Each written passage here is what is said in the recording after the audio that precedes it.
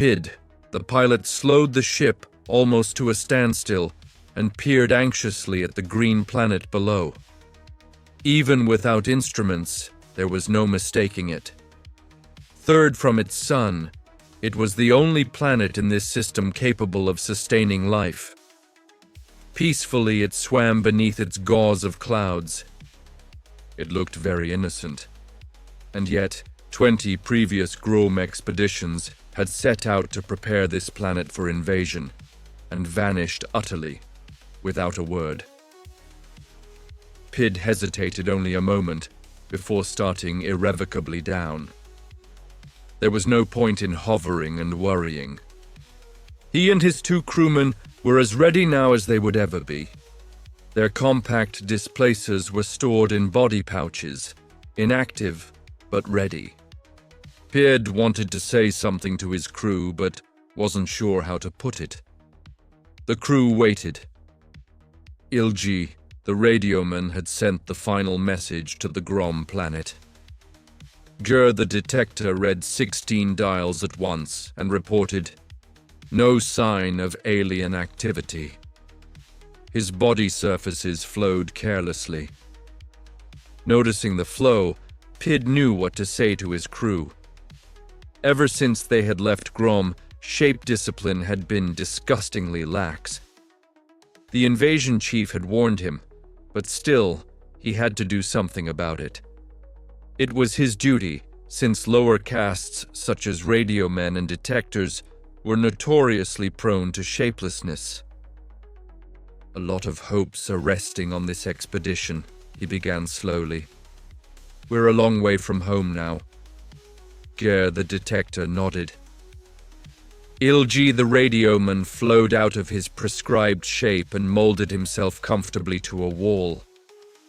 "However," Pid said sternly, "distance is no excuse for promiscuous shapelessness." Ilgi flowed hastily back into proper radioman's shape. "Exotic forms will undoubtedly be called for," Pid went on. "And for that we have a special dispensation. But remember, any shape not assumed strictly in the line of duty is a foul, lawless device of the Shapeless One." Ger's body surfaces abruptly stopped flowing. "That's all," Pid said, and flowed into his controls. The ship started down, so smoothly coordinated that Pid felt a glow of pride. They were good workers, he decided. He just couldn't expect them to be as shape-conscious as a high-caste pilot. Even the invasion chief had told him that.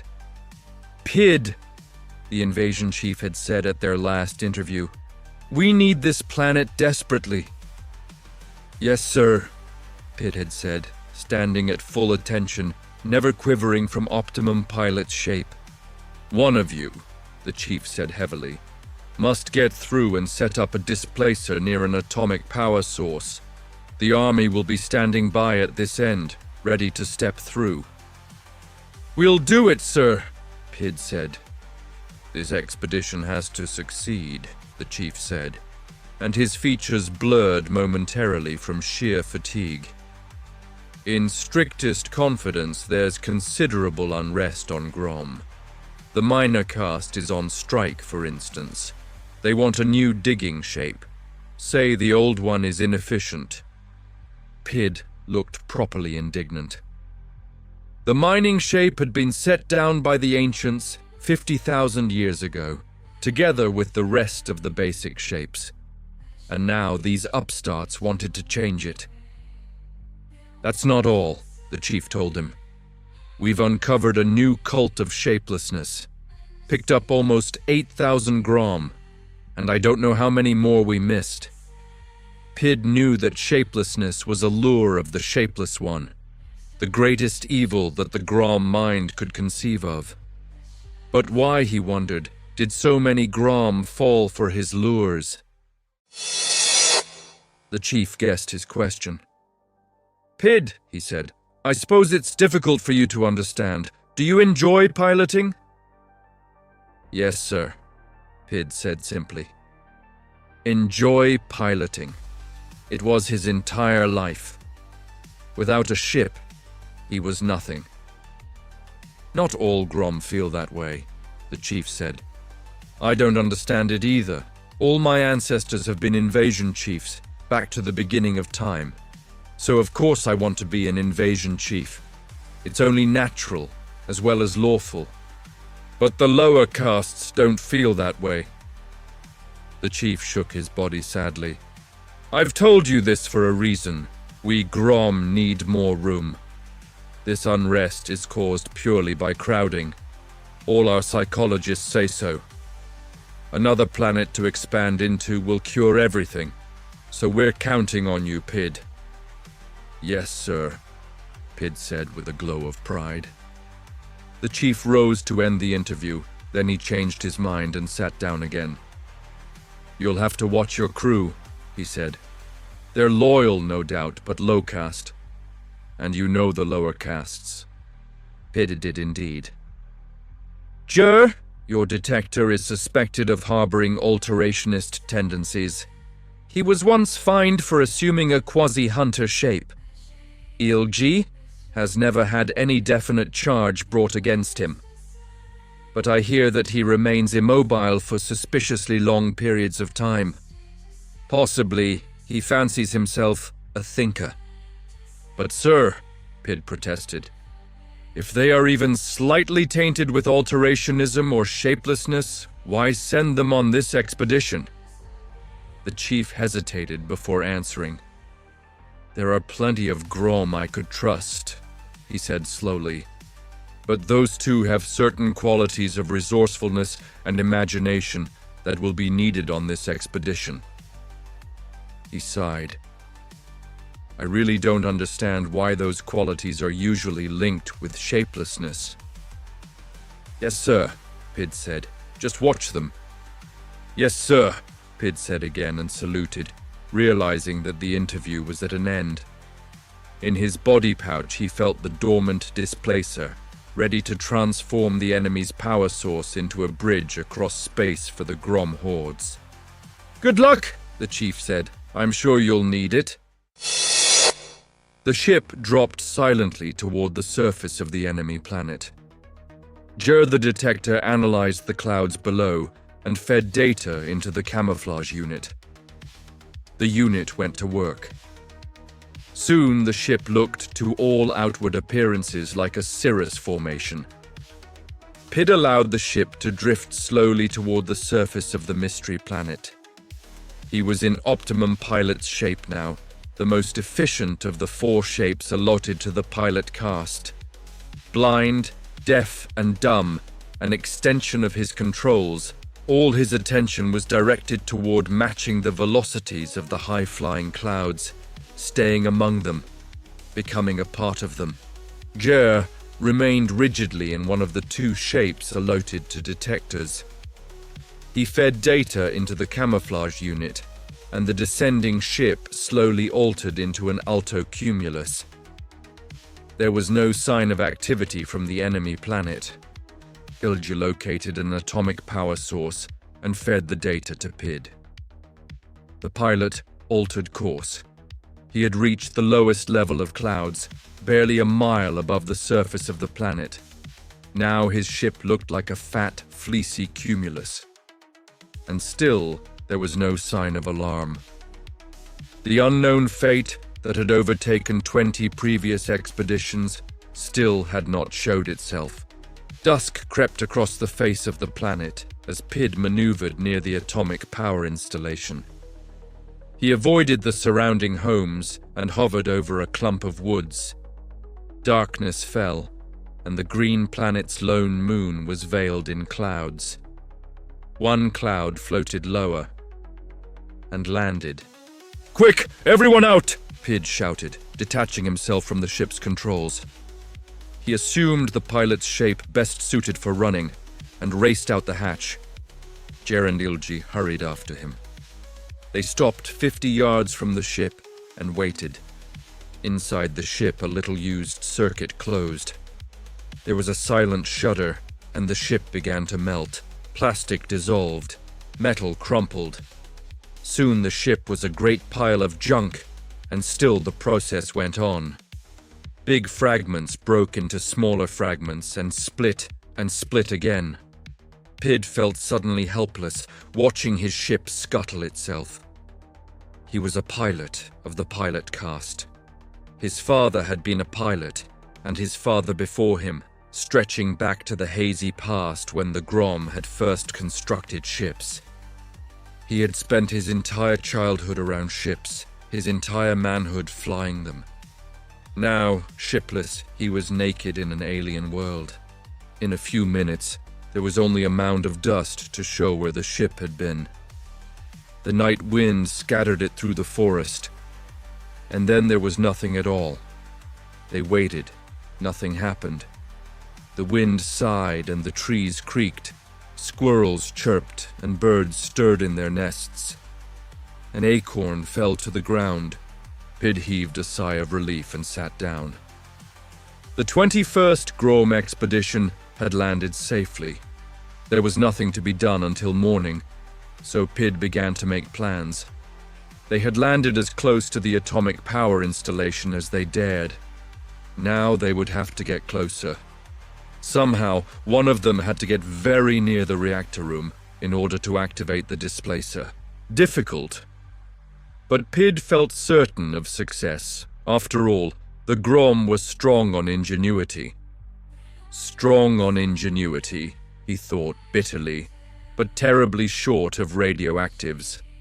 That was another reason why this expedition was so important. There was little radioactive fuel left on any of the Grom worlds. Ages ago, the Grom had spent their store of radioactives in spreading throughout their neighboring worlds, occupying the ones that they could live on. Now, colonization barely kept up with the mounting birth rate. New worlds were constantly needed.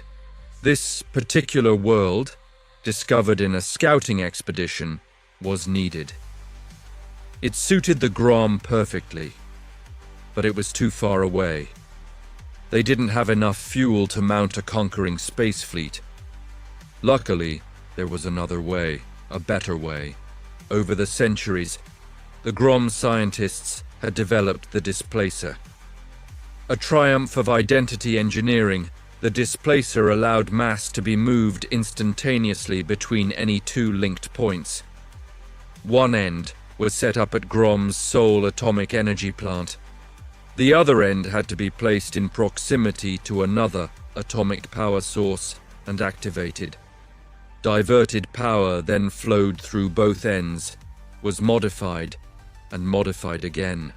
Then through the miracle of identity engineering, the Grom could step through from planet to planet, or pour through in a great, overwhelming wave. It was quite simple. But 20 expeditions had failed to set up the Earth End displacer. What had happened to them was not known, for no Grom ship had ever returned to tell. Before dawn they crept through the woods, taking on the coloration of the plants around them. Their displacers pulsed feebly, sensing the nearness of atomic energy. A tiny, four-legged creature darted in front of them. Instantly, Jer grew 4 legs and a long, streamlined body and gave chase. "Jer! Come back here!" Pid howled at the detector, throwing caution to the winds. Jer overtook the animal and knocked it down. He tried to bite it, but he had neglected to grow teeth. The animal jumped free and vanished into the underbrush. Jer thrust out a set of teeth and bunched his muscles for another leap. "Jer!" Reluctantly, the detector turned away. He loped silently back to Pid. "I was hungry," he said. "You were not," Pid said sternly. "Was," Jer mumbled, writhing with embarrassment. Pid remembered what the chief had told him.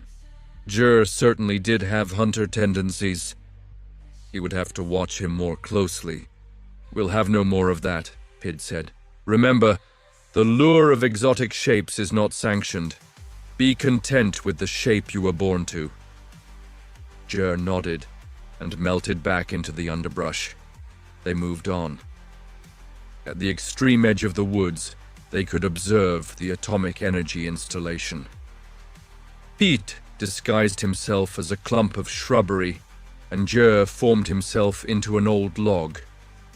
Ilge, after a moment's thought, became a young oak. The installation was in the form of a long, low building surrounded by a metal fence. There was a gate and guards in front of it. The first job, Pid thought, was to get past that gate. He began to consider ways and means.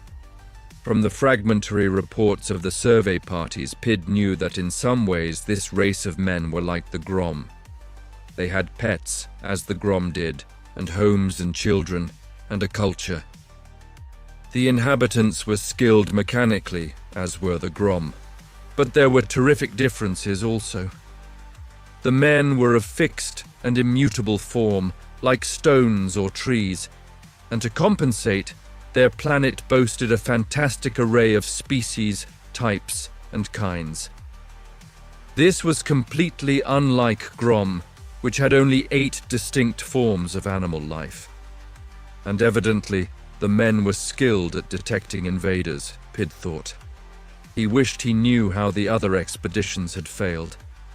It would make his job much easier. A man lurched past them on 2 incredibly stiff legs. Rigidity was evident in his every move. Without looking, he hurried past. "I know," Jer said, after the creature had moved away. "I'll disguise myself as a man, walk through the gate to the reactor room, and activate my displacer." "You can't speak their language," Pid pointed out. "I won't speak at all. I'll ignore them. Look." Quickly, Jer shaped himself into a man. "That's not bad," Pid said. Jer tried a few practice steps, copying the bumpy walk of the man. "But I'm afraid it won't work," Pid said. "It's perfectly logical," Jer pointed out. "I know, therefore the other expeditions must have tried it, and none of them came back." There was no arguing that. Jer flowed back into the shape of a log. "What then?" he asked. "Let me think," Pid said. Another creature lurched past, on 4 legs instead of 2. Pid recognized it as a dog, a pet of man. He watched it carefully. The dog ambled to the gate, head down, in no particular hurry. It walked through, unchallenged, and lay down in the grass. Pid said. They watched. One of the men walked past and touched the dog on the head. The dog stuck out its tongue and rolled over on its side. "I can do that," Jer said excitedly. He started to flow into the shape of a dog. "No, wait," Pid said. "We'll spend the rest of the day thinking it over. This is too important to rush into." Jer subsided sulkily. "Come on, let's move back," Pid said. He and Jer started into the woods. Then he remembered Ilgi. "Ilgi?" he called softly. There was no answer. "Ilgi." "What? Oh, yes," an oak tree said and melted into a bush. "Sorry, what were you saying?" "We're moving back," Pid said. "Were you by any chance thinking?" "Oh, no," Ilgi assured him. "Just resting." Pid let it go at that. There was too much else to worry about. They discussed it for the rest of the day, hidden in the deepest part of the woods. The only alternatives seemed to be man or dog. A tree couldn't walk past the gates, since that was not in the nature of trees, nor could anything else, and escape notice. Going as a man seemed too risky. They decided that Jer would sally out in the morning as a dog. "Now get some sleep," Pid said. Obediently, his 2 crewmen flattened out, going immediately shapeless. But Pid had a more difficult time. Everything looked too easy. Why wasn't the atomic installation better guarded. Certainly the men must have learned something from the expeditions they had captured in the past. Or had they killed them without asking any questions? You couldn't tell what an alien would do. Was that open gate a trap? Wearily he flowed into a comfortable position on the lumpy ground. Then he pulled himself together hastily. He had gone shapeless. Comfort was not in the line of duty, he reminded himself, and firmly took a pilot's shape. But a pilot's shape wasn't constructed for sleeping on damp, bumpy ground. Pede spent a restless night, thinking of ships and wishing he were flying one. He awoke in the morning, tired and ill-tempered. He nudged Jer. "Let's get this over with," he said. Jer flowed gaily to his feet. "Come on, Ilgi," Pid said angrily, looking around. "Wake up!" There was no reply. "Ilgi!" he called. Still, there was no reply. "Help me look for him," Pid said to Jer. "He must be around here somewhere." Together they tested every bush, tree, log, and shrub in the vicinity, but none of them was Ilgi. Pid began to feel a cold panic run through him. What could have happened to the radio man? Perhaps he decided to go through the gate on his own, Jer suggested. Pid considered the possibility. It seemed unlikely. Ilgi had never shown much initiative. He had always been content to follow orders. They waited. But midday came, and there was still no sign of Ilgi. "We can't wait any longer," Pid said, and they started through the woods. Pid wondered if Ilgi had tried to get through the gates on his own. Those quiet types often concealed a foolhardy streak, but there was nothing to show that Ilgi had been successful. He would have to assume that the radio man was dead or captured by the men. That left two of them to activate a displacer, and he still didn't know what had happened to the other expeditions. At the edge of the woods, Jer turned himself into a facsimile of a dog. Pid inspected him carefully. "A little less tail," he said. Jer shortened his tail. "More ears." Jer lengthened his ears. "Now even them up." They became even. Pid inspected the finished product. As far as he could tell, Jer was perfect, from the tip of his tail to his wet, black nose. "Good luck," Pid said. "Thanks." Cautiously, Jer moved out of the woods, walking in the lurching style of dogs and men. At the gate, the guard called to him. Pid held his breath. Jer walked past the man, ignoring him. The man started to walk over. Jer broke into a run. Pid shaped a pair of strong legs for himself, ready to dash if Jer was caught. But the guard turned back to his gate. Jer stopped running immediately and strolled quietly toward the main door of the building. Pid dissolved his legs with a sigh of relief, and then tensed again. The main door was closed. Pid hoped the radio man wouldn't try to open it. That was not in the nature of dogs. As he watched, another dog came running toward Jer. Jer backed away from him. The dog approached and sniffed. Jer sniffed back. Then both of them ran around the building. That was clever, Pid thought. There was bound to be a door in the rear. He glanced up at the afternoon sun.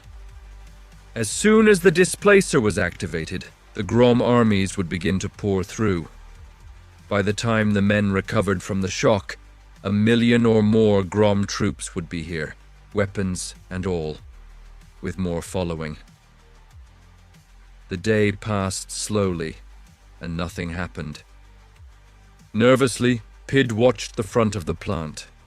It shouldn't be taking so long if Jer was successful. Late into the night he waited. Men walked in and out of the installation, and dogs barked around the gates. But Jer did not appear. Jer had failed.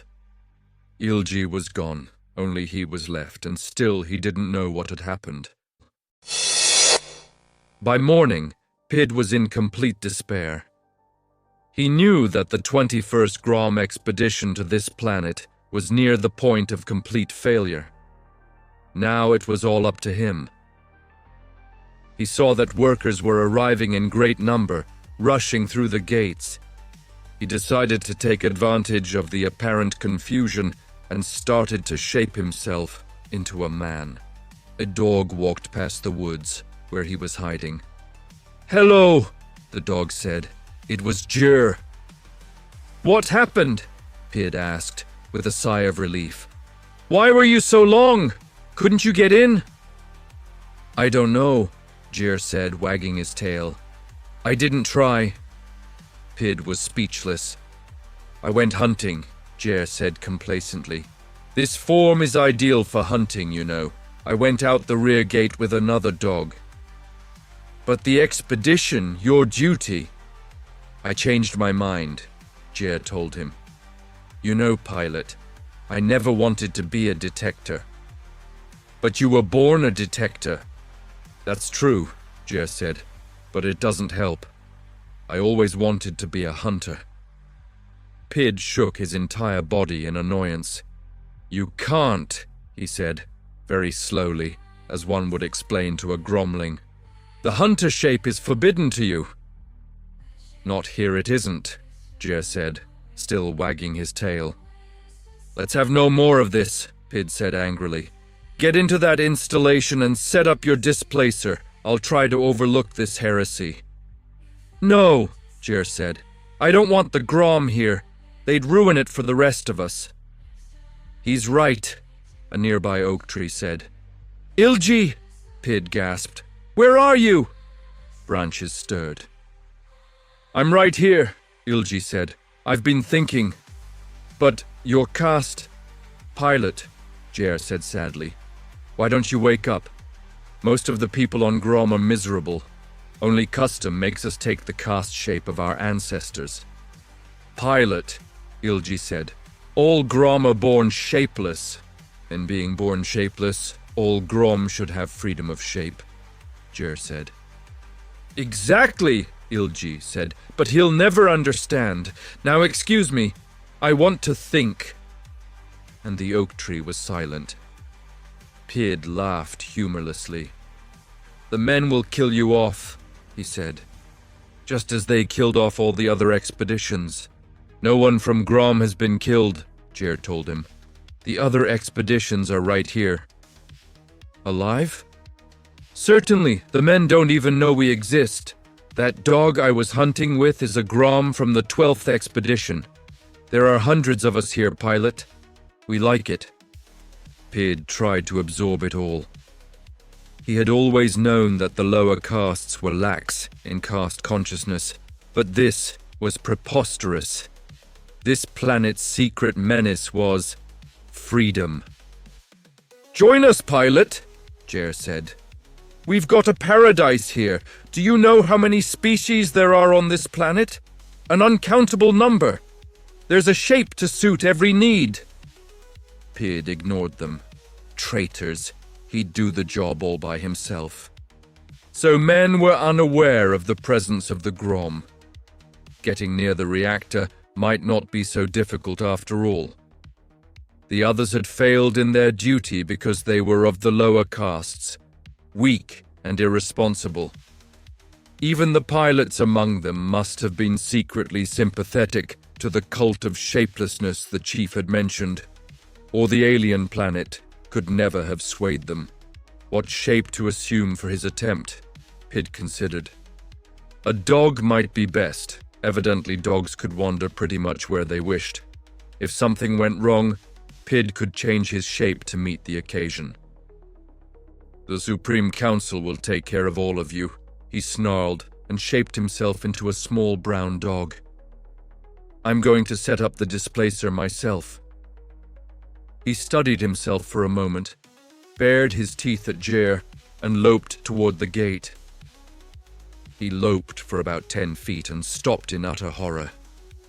The smells rushed at him from all directions, smells in a profusion and variety he had never dreamed existed. Smells that were harsh, sweet, sharp, heavy, mysterious, overpowering. Smells that terrified, alien and repulsive and inescapable. The odors of earth struck him like a blow. He curled his lips and held his breath. He ran on for a few steps and had to breathe again. He almost choked. He tried to remold his dog nostrils to be less sensitive. It didn't work. It wouldn't, so long as he kept the dog shape. An attempt to modify his metabolism didn't work either.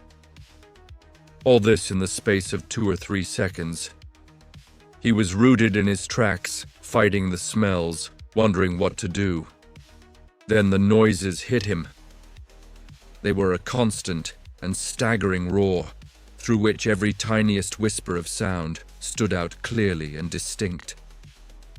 Sounds upon sounds, more noise than he had ever heard before at one time in his life. The woods behind him had suddenly become a madhouse. Utterly confused, he lost control and became shapeless. He half ran, half flowed into a nearby bush. There he reshaped, obliterating the offending dog ears and nostrils with vicious strokes of his thoughts. The dog shape was out. Absolutely. Such appalling sharpness of senses might be fine for a hunter such as Jer. He probably gloried in them. But another moment of such impressions would have driven Pid the pilot mad. What now? He lay in the bush and thought about it, while gradually his mind threw off the last effects of the dizzying sensory assault. He looked at the gate. The men standing there evidently hadn't noticed his fiasco. They were looking in another direction. A man. Well, it was worth a try. Studying the men at the gate, Pid carefully shaped himself into a facsimile, a synthesis, actually, embodying one characteristic of that, another of this. He emerged from the side of the bush opposite the gate, on his hands and knees. He sniffed the air, noting that the smells the man nostrils picked up weren't unpleasant at all. In fact, some of them were decidedly otherwise. It had just been the acuity of the dog nostrils, the number of smells they had detected, and the near brilliance with which they had done so, that had shocked him. Also, the sounds weren't half so devastating. Only relatively close sounds stood out. All else was an undetailed whispering. Evidently, Pid thought, it had been a long time since men had been hunters.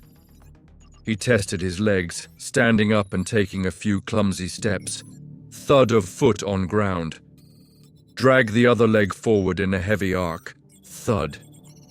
Rocking from side to side, he marched back and forth behind the bush. His arms flapped as he sought balance. His head wobbled on its neck until he remembered to hold it up. Head up, eyes down, he missed seeing a small rock. His heel turned on it. He sat down, hard. The ankle hurt. Pid curled his man lips and crawled back into the bush.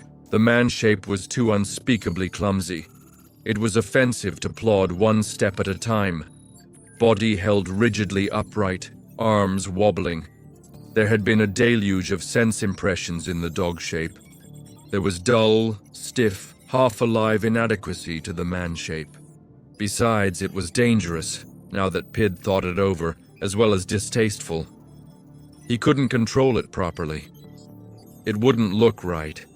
Someone might question him. There was too much about men he couldn't know.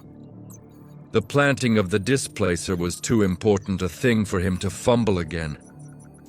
Only luck had kept him from being seen during the sensory onslaught. The displacer in his body pouch pulsed and tugged, urging him to be on his way toward the distant reactor room. Grimly, Pid let out the last breath he had taken with his man lungs and dissolve the lungs.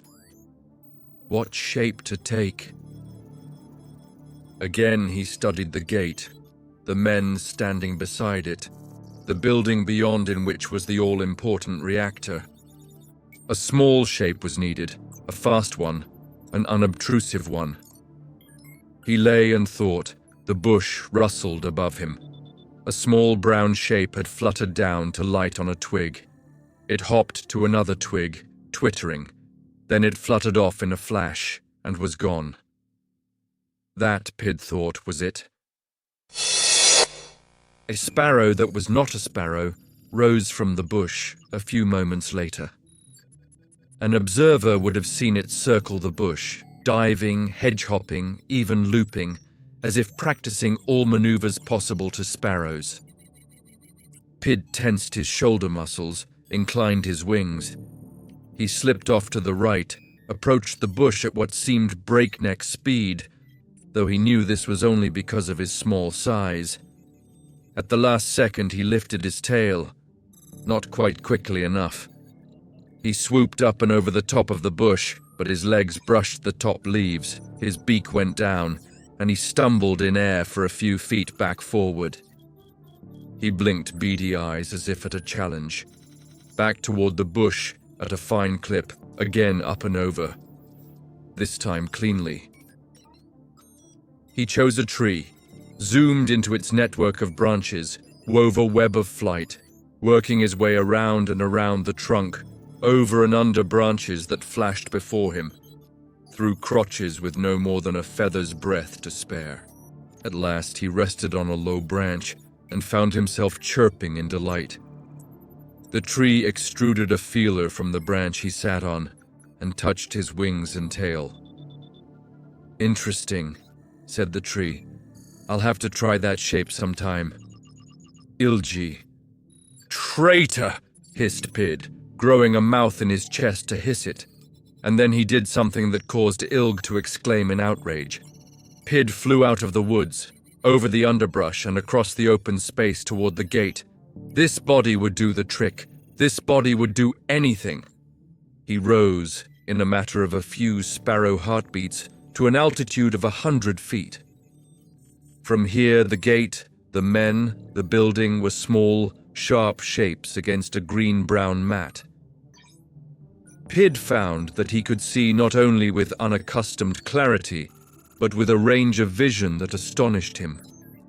To right and to left, he could see far into the hazy blue of the sky, and the higher he rose, the farther he could see.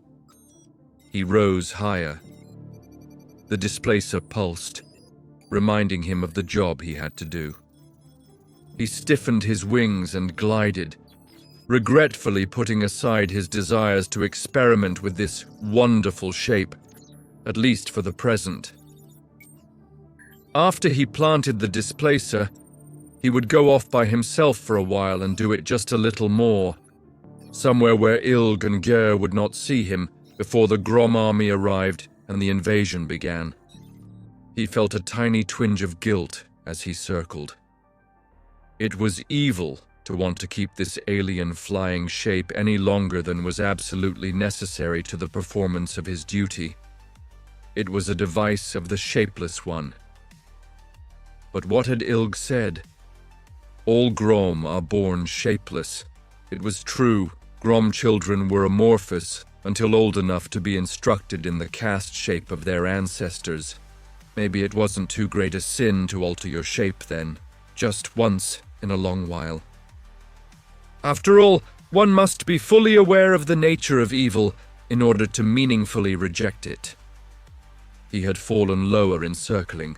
The displacer pulse had strengthened. For some reason, it irritated him. He drove higher on strong wings, circled again. Air rushed past him, a smooth, whispering flow pierced by his beak, streaming invisibly past his sharp eyes, moving along his body in tiny turbulences that moved his feathers against his skin. It occurred to him, or rather struck him with considerable force, that he was satisfying a longing of his pilot caste that went far deeper than piloting. He drove powerfully with his wings, felt tonus across his back, shot forward and up. He thought of the controls of his ship. He imagined flowing into them, becoming part of them, as he had so often done. And for the first time in his life, the thought failed to excite him.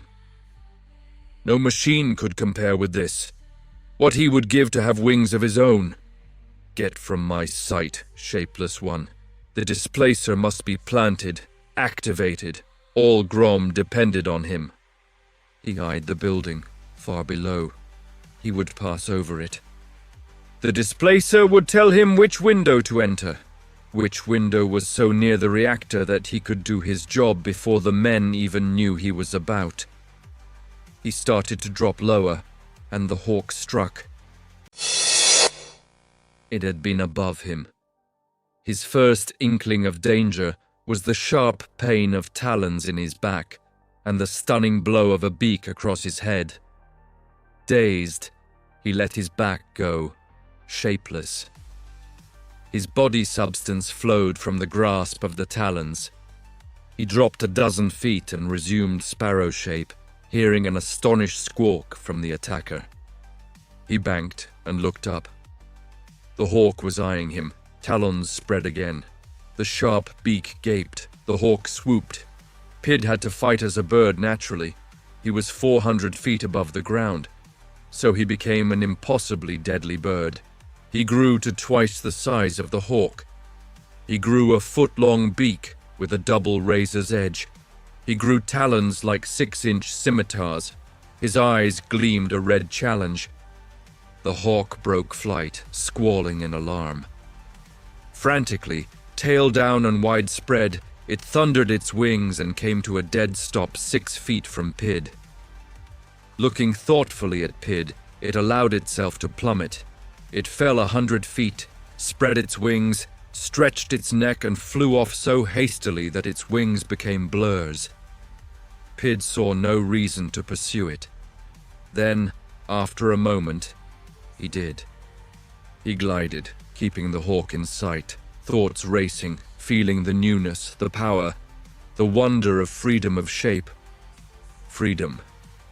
He did not want to give it up. The bird shape was wondrous. He would experiment with it. Later, he might tire of it for a time and assume another, a crawling or running shape, or even a swimming one. The possibilities for excitement, for adventure, for fulfillment and simple sensual pleasure were endless. Freedom of shape was, obviously, now that you thought on it, the Grom birthright. And the caste system was artificial, obviously. A device for political and priestly benefit, obviously. Go away, shapeless one. This does not concern you. He rose to 1,000 feet, 2,000, 3. The displacer's pulse grew feebler and finally vanished. At 4,000 feet he released it and watched it spin downward, vanish into a cloud. Then he set out after the hawk, which was now only a dot on the horizon. He would find out how the hawk had broken flight, as it had, skidded on air. He wanted to do that too. There were so many things he wanted to learn about flying. In a week, he thought, he should be able to duplicate all the skill that millennia had evolved into birds. Then, his new life would really begin. He became a torpedo shape with huge wings and sped after the hawk. That's it, folks. If you enjoyed this journey into the world of English, please subscribe to English Tale Box for more captivating narratives and language insights. We'd love to hear your thoughts in the comments below. And don't forget to share this video with anyone who loves a good story or is learning English. Thank you for watching.